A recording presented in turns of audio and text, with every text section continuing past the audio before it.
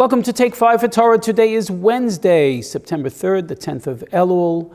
This entire week of Torah is dedicated to the Schwartz family, my father's immediate family, and they were killed as the ghetto of Lutsk was liquidated on the 8th of Elul in 1942, and this entire week is dedicated to their memory.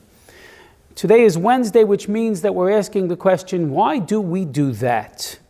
And today I would like to discuss something called the Sheish Zechiros. If you look in many Sidurim, at the end of the daily Shacharis davening, you'll find the Aleinu, Shir Shel Yom, find maybe Ein Kelokeinu, Baruch Nafshi, you'll find some prayers we say on special occasions, LeDavid, maybe Elam Natseach, in a mourner's home. Then many Sidurim include Aseres HaDibros, the 13 principles of faith, and something called the Sheish Zechiros. These are 6 mitzvahs where the Torah tells us to be in constant remembrance of something. Remember this particular thing.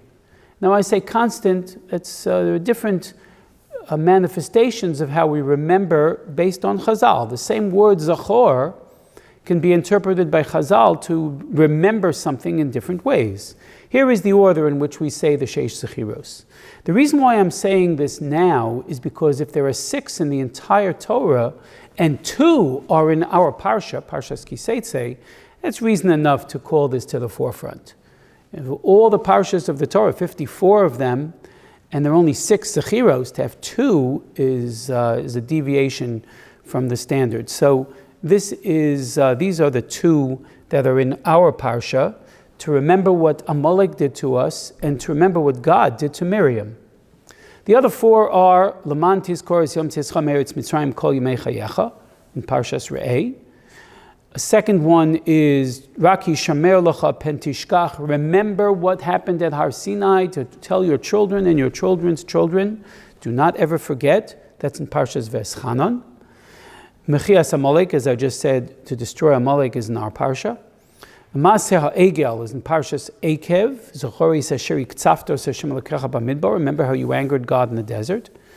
The 5th one is also in our Parsha. Zochori Sasher Asa Hashem Elokecha LaMiriam Baderech B'Tzeichem Mimitzrayim. Remember what God did to Miriam when she spoke against her brother.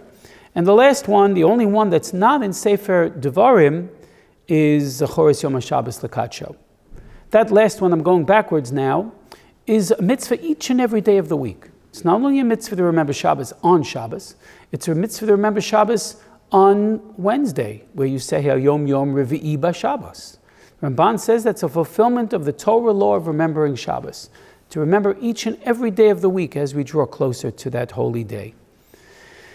And the mitzvah to remember Miriam is a fascinating one, because most poskim, most meforshim, do not manifest this in any particular way on a regular basis.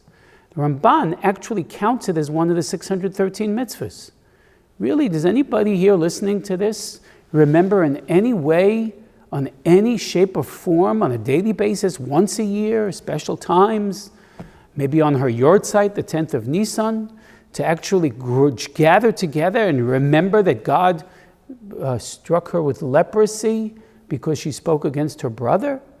So Ramban actually explains that since the pasuk right after we're told to remember what happened to Miriam, is that we're told right before to be careful with the plague of tzara'as, to take it to a kohen and ask a shaila about whether it's tameh or not.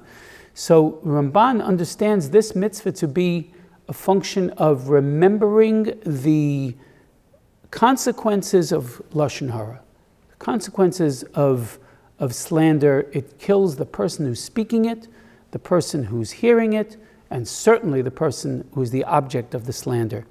So this is a fascinating new concept. It's not so much the mitzvah of Miriam, but to remember the mitzvah of the consequences of lashon hara. And for that reason, we spoke about that for this parsha.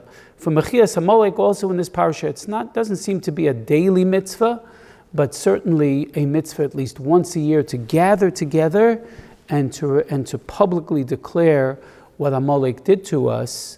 And we do that right before Purim, connecting to Haman and what he wanted to do to us. I mean, we must always be vigilant to uproot whatever manifestation of Amalek exists, and to be on target to remember it and to do it.